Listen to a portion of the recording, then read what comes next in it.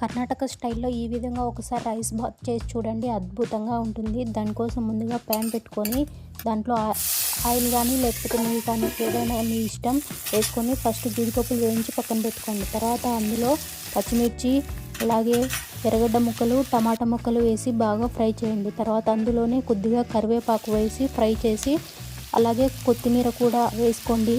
మీకు ఇష్టం ఉంటే పుదీనా కూడా వేసుకోండి. ఇది మస్ట్ అండ్ షుడ్ అండి, పుదీనా ఖచ్చితంగా వేసుకోవాలి. చూడండి, మన కొరియాండర్ ఉంది కదా, కొత్తిమీర, దానికంటే డబుల్ క్వాంటిటీ ఉండాలండి పుదీనా. అప్పుడే మనకి ఫ్లేవర్ చాలా చాలా బాగుంటుంది రైస్ బాత్. ఇవన్నీ ఒకసారి వేయించుకొని అవన్నీ చల్లగా అయిన తర్వాత ఒక మిక్సీ గిన్నెలోకి తీసుకొని మెత్తని పేస్ట్ లాగా చేసి పెట్టుకోండి. ఇప్పుడు మళ్ళీ అదే ప్యాన్ పెట్టుకొని అందులో ఆయిల్ కానీ నెయ్యి కానీ ఏదైనా మీ ఇష్టము.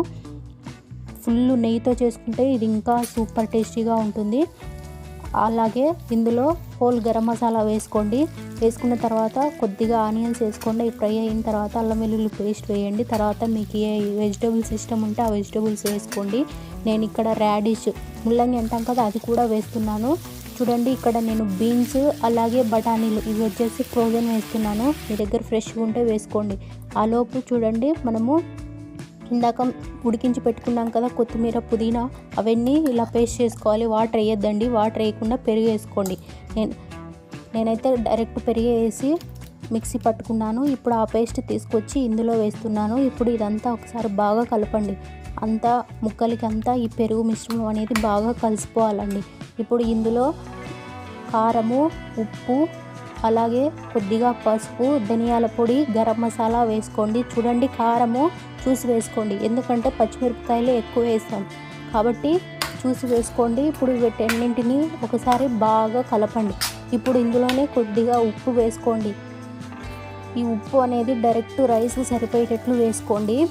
అందులో వాటర్ వేసుకోండి. వాటర్ ఎసరు వచ్చేసి 1:1.5 అండి బాస్మతి అయితే. ఇప్పుడు ఇందులోనే ఫ్రై చేసిన జీడిపప్పులు పెట్టుకోండి. ఈ జీడిపప్పులు కూడా వేసుకున్న తర్వాత చూడండి, ఇప్పుడు వాటర్ అనేది చాలా బాగా బాయిల్ అవుతుంది కదా. ఇప్పుడు ఇందులో నానబెట్టుకున్న రైస్ వేసుకోండి. ఈ రైస్ బాత్ అనేది నార్మల్ రైస్తో చేస్తారండి కర్ణాటకలో. నేనైతే డైరెక్ట్ బాస్మతితో చేస్తున్నాను, ఇది మీ ఇష్టము. చూడండి ఎంత పొడి పొడిగా వచ్చిందో. కాబట్టి మీరు కూడా ఒకసారి ఈ విధంగా ట్రై చేసి చూడండి. సూపర్ సూపర్ ఎమ్మీగా ఉంటుందండి. ఒకసారి ఇది తింటే మీరు రోజు బిర్యానీలు మర్చిపోతారు, అంత టేస్టీగా ఉంటుంది. మీరు కూడా ట్రై చేసి